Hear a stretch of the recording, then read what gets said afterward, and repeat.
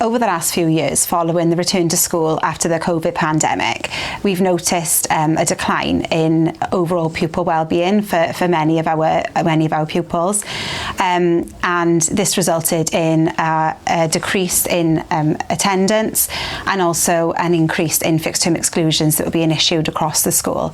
So we've worked really hard over the past academic year with our partners, so with parents, families, pupils and our staff, to work on developing a relationships-based approach to improving wellbeing, and this has had some really positive outcomes for us, including dramatically increasing attendance and also significantly decreasing the number of fixed-term exclusions that we're issuing.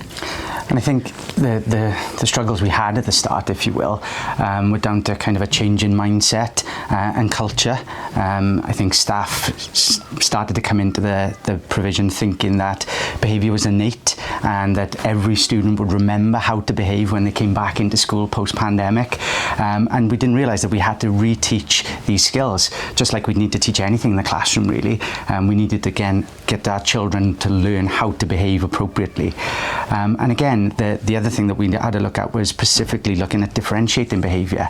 I mean, we wouldn't expect every learner to come in at the same development phase with regards to their learning, and so we had to take that same approach when it came to behaviour, treating every learner and meeting them where they were on that journey. When we identified that improving attendance needed to be a priority, we put this on our school improvement plan. In order to make sure it was a whole school effort, we communicated this priority to all stakeholders. So, for example, parents receive a monthly update in regards to their child's attendance, and we communicate where that attendance lies in terms of our targets. We also, as leaders, regularly communicate to staff around the attendance of their classes, so they get a weekly update there. We made sure that we allocated clear roles and responsibilities in terms of attendance. So that is for all members of the school community. So, for example, the clerks and the business team, they undertake first day response. They also send out letters to parents when children's attendance hits certain trigger points.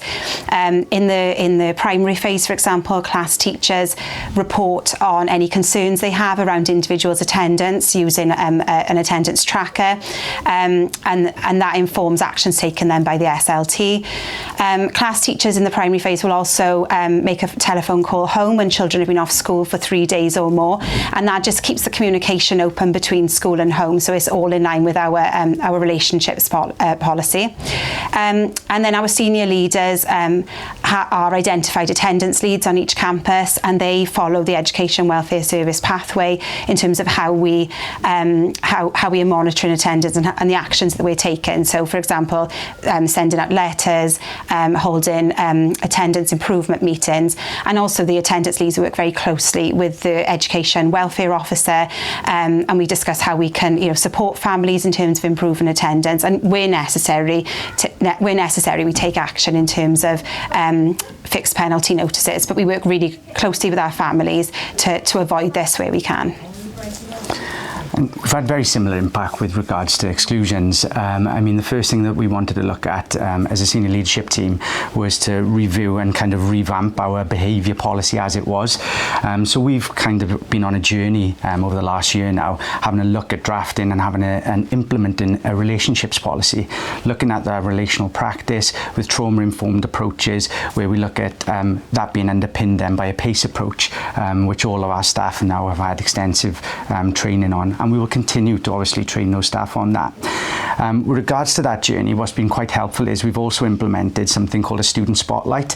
Now, this is where we have kind of a case study for a couple of learners. We dedicate one staff briefing every single week to these learners, and it just provides the staff with an understanding of their background. We talk about their ACEs, we talk about barriers to learning, but we also provide staff with strategies to help those learners and how we can engage them properly, and what services are there to support them as well.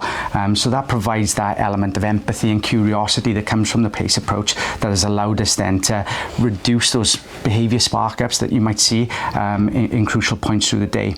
Other things that we've been quite proud of at the moment is that we've really taken a diagnostic approach to the curriculum and having a look at the individual learners' needs when we are looking at what provision we can put in place for them.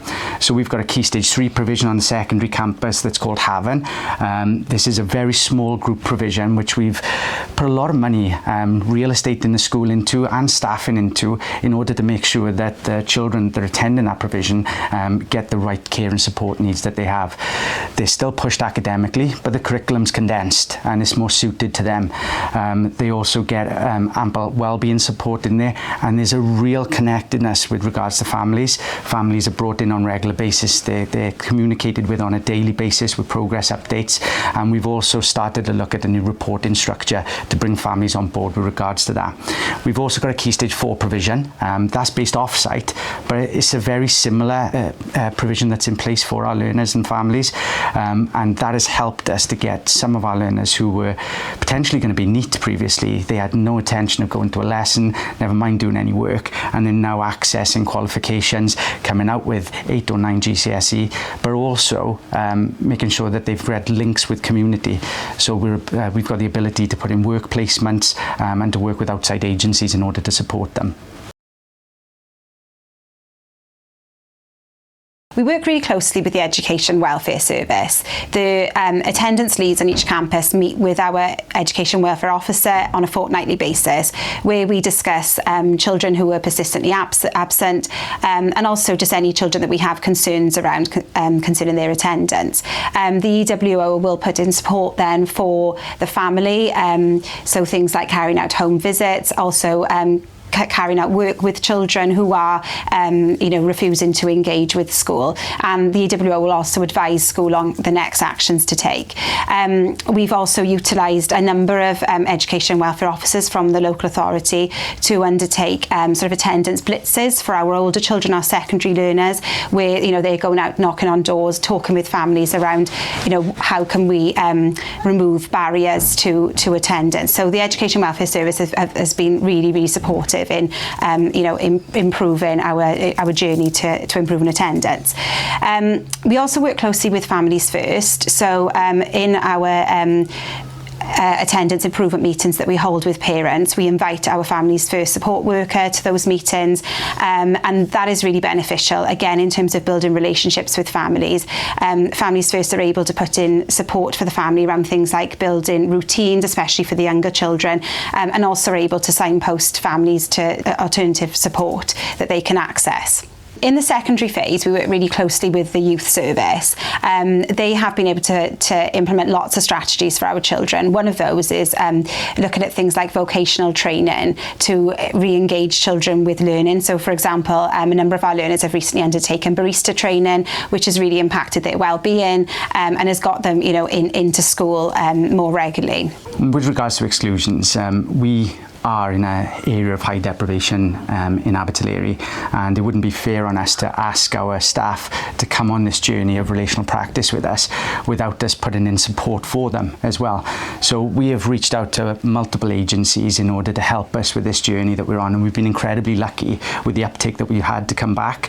I know Louise has already mentioned the youth service. We have a really strong partnership with those across the school. They've impacted on attendance, but also have really impacted with our well-being. We were recently asked by Estin during a thematic approach to be used as a case study for the way that we interact and work in partnership with the youth service through our transition processes, identifying young and vulnerable learners that might need additional support when transferring to secondary school, for example. We also have a good relationship with InReach, which is a branch of CAMS. We have an InReach practitioner that comes into schools on a regular basis. They work around, again, trauma-informed approaches that mirror our policy and the way that we are looking at the moment, but they also work then with some of our vulnerable learners on their mental health and well-being. So if we are seeing a dysregulated learner in a classroom, we can now signpost those effectively to appropriate services in order to help them. As I said, this is a journey.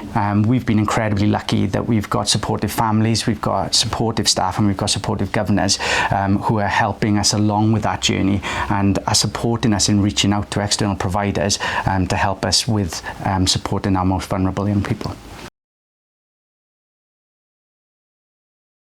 We've seen real improvements in terms of our pupils' attitudes towards attendance. Most children now recognise that good attendance is really important, and we think that's an outcome of all the strategies we've put in place, particularly with children around celebrating good attendance. So, for example, in the primary phase, we celebrate on a weekly basis the classes that have the highest attendance. With the secondary pupils, we reward children for improvements that they've made in their attendance. And we just feel that there's a general buzz around both primary and secondary around attendance, and it is a real topic of conversation. So that's something that we're really proud of. We're also really pleased in terms of the reaction that we've had from parents. We've worked really hard to try and reinstill good habits in terms of attendance. And recently, when we spoke to parents, around 98% of our parents felt that they were really well informed about their child's attendance, and they also recognise the importance of good attendance. So again, that's something that we're really proud of.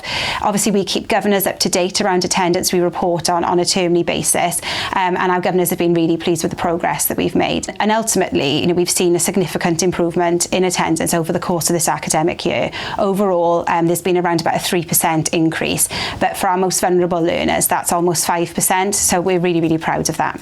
With regards to exclusion data, it's very similar, really.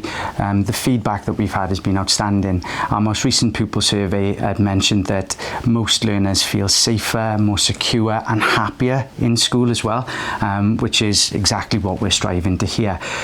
We've had fantastic feedback with regards to the bespoke provisions that we've put in place.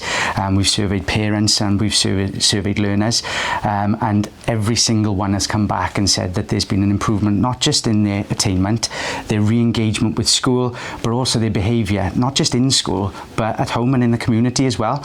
They're seeing them taking more responsibility. They're seeing them now being more helpful, better involved in everything that they're asking them to do. We've also had partners who come in and work within our bespoke provisions, and they've given us outstanding feedback as well. Some of our youth offending service who come in and work with some of our more challenging learners have also reiterated the feedback that we had from the parent and student questionnaires, and stated that there's been no instances of any sort of antisocial behaviour in the community. There's been a real improvement with regards to their mindset and their mental health as well as their behaviour. So that's been incredibly positive moving forward. This obviously all has a huge knock-on effect to exclusion numbers, and we have seen a significant drop this year. We are now 40% lower in exclusions than we were this time last year, saving over 200 days of education for our learners, which will obviously have a real positive effect for attendance as well, but also has that knock-on effect to attainment, well-being, etc. as well. Changing the culture of a school isn't easy, and it is a journey that we're going to be on. This has been championed at the moment by our lower school colleagues who've really embedded the relational practice, trauma-informed approaches across all of our campuses at present. We need to now not just look at practicing this on the secondary phase, but also embedding that across every essence of everything that we do there. The next stage for us with regards to improving our exclusion figures and reducing exclusions further are to really look at our bespoke approaches. So we are going to reach out to outside agencies. We're going to be working with more partners in order to get more bespoke qualifications in place. We're looking at alternative provision, and we're looking at increased work placements for next year. This just engages our learners a lot more with education and just makes them happier and safer in that environment. We're also looking at what we can do in order to improve our transition, to get in front of some of these more difficult or challenging learners that we are seeing coming up now from our primary phases. So we're also looking at more bespoke transitional visits so that we have enhanced transition for our more vulnerable learners. And we're also utilising our student spotlight that I mentioned earlier to portray some of our more vulnerable and hard to reach learners across our secondary campus, so everyone's aware of those barriers to education that they'll be facing before they arrive with us. In terms of attendance, we have set an even more challenging target for the next academic year, and we're just going to work really hard over the next year on continuing to embed the processes and systems that we've put in place this year to make sure that the good habits that we've worked really hard to reinstill with our families is something that just becomes second nature.